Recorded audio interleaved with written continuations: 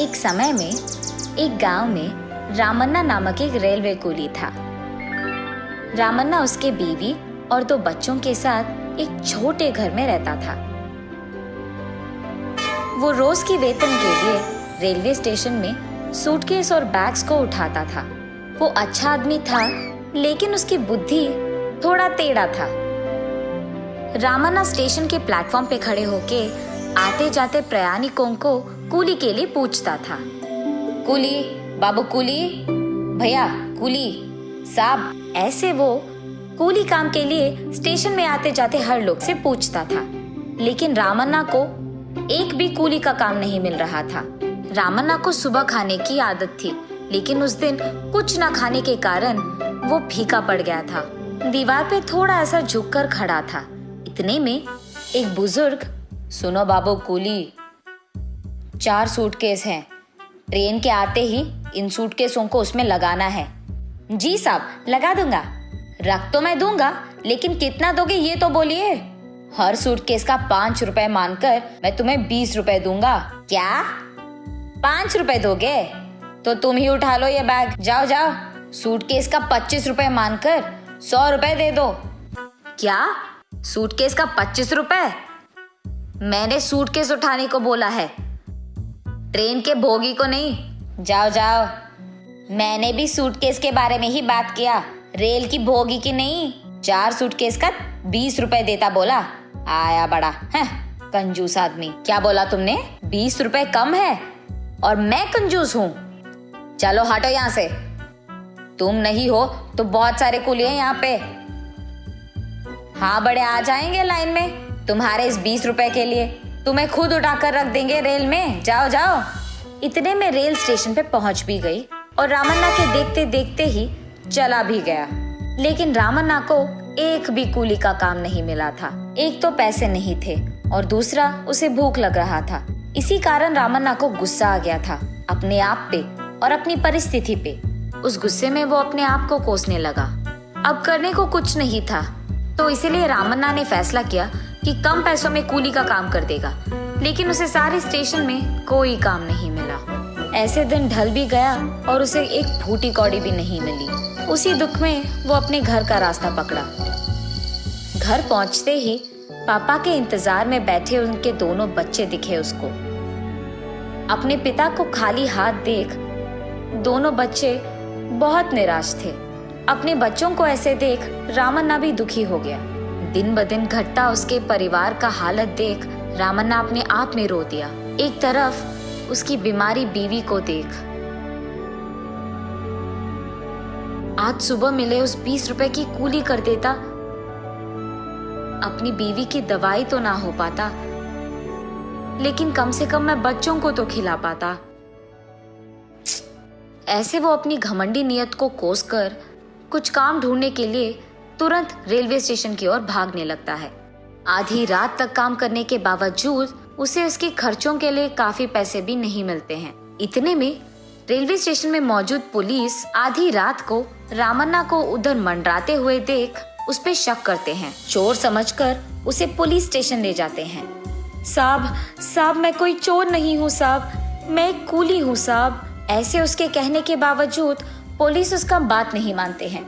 उसके पास मौजूद थोड़ी बहुत चिल्लर भी ले जाते हैं। तुम्हारे कूली का पहचान लेकर कल स्टेशन आओ, तब तुम्हें छोड़ते हैं। साहब, मैं कोई चोर नहीं हूँ साहब, मेरी बात तो सुन लो साहब। ऐसे रामन्ना पुलिस को समझाने की बहुत कोशिश करता है, लेकिन उसकी बात ना मानकर पुलिस वहाँ से चले जाते हैं। इस कारण रामैया स्टेशन में अकेले बैठकर, हाय भगवान, मेरी इतनी बुरी हालत क्यों कर दी तूने?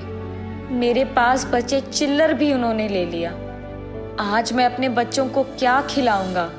ये सब सोचते हुए निराश होकर रामैया स्टेशन में चलते जाता है। इतने में रेलवे पे खड़े एक ट्रेन में से एक प्रयाणी उनके खाने के बाद बचे हुए खाने को रामैया को देते हैं। उस खाने को लेकर रामैया खुशी खुशी अपने घर की ओर बढ़ता है। घर पहुंचते ही अपने बच्चों को इंतजार करते हुए देख रामन्ना जल्दी जल्दी उनके पास जाकर उस खाने का कवर खोलकर उसमें बचे रोटी को उन दोनों में बांट देता है। रामन्ना का छोटा बेटा उसके दिए हुए रोटी को जल्दी खाकर पापा भूख लग रही है, पापा भूख लग रही है, ऐसे कहता है। और बस रामन्ना के हाथ में बचे आखिरी टुकड़ा भी वो उसके छोटे बेटे को दे देता है। ये देख रामन्ना की बेटी उसके पास जाकर पापा आप नहीं खाओगे? ऐसे पूछती है। मैं तो कब का खा लिया बेटा, मैं ये खाना तुम्हारे लिए लाया हूँ। ये कहकर वो पानी से अपना पेट भर के सो जाता है। अगले दिन उसकी बीमार बीवी, भूखे बच्चे, गरीब हालत के बारे में सोचते हुए भगवान की कृपा से अगर आज कुछ काम मिला तो अपनी बीवी के लिए दवाई, बच्चों के लिए खाना ले जाऊंगा। इसी सोच के दुख में वो स्टेशन की ओर बढ़ता है। आज रामन्ना घमंडी ना होकर जितना भी काम मिले सारा कर देता है। दिन ढलते ही वो कुछ पैसे कमा लेता है। चलो आज कुछ तो पैसे मिले, ऐसे सोचते हुए वो उसके घर जाने के लिए स्टेशन से बाहर जाने लगता है। इतने में उसे स्टेशन के एक बेंच पे एक सूटकेस दिखता है। उस समय में स्टेशन में कोई रेल नहीं था, चारों ओर एक भी आदमी नहीं था। वो सोचने लगता है कि ये सूटकेस किसका हो सकता है।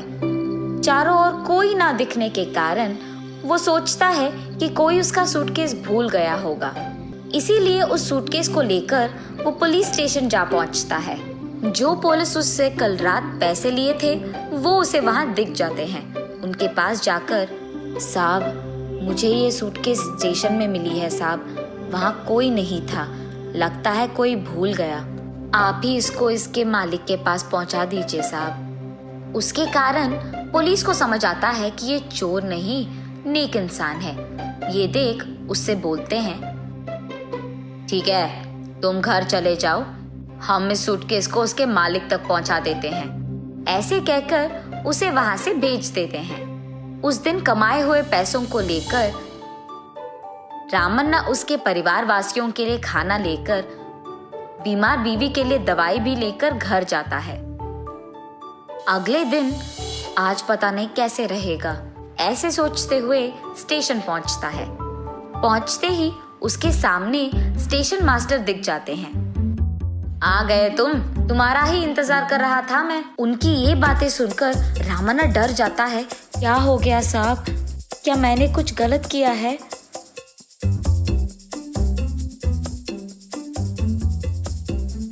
अरे रे, ऐसा कुछ नहीं है रामन्ना।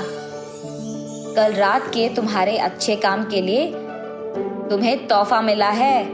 तुमने जो सूटकेस पुलिस लोगों को पहुंचाई थी वो एक अमीर आदमी का है। तुम्हारी अच्छाई की दाग देकर तुम्हारे लिए कुछ पैसे भिजवाया उन्होंने। हर अच्छे काम का प्रतिफल होता है। ये कहते हुए स्टेशन मास्टर रामन्ना को वो पैसे देता है। अच्छे काम करते हुए अपनी जिंदगी और जिम्मेदारी निभाओगे तो उसका प्रतिफल तुम्हें हमेशा मिलेगा।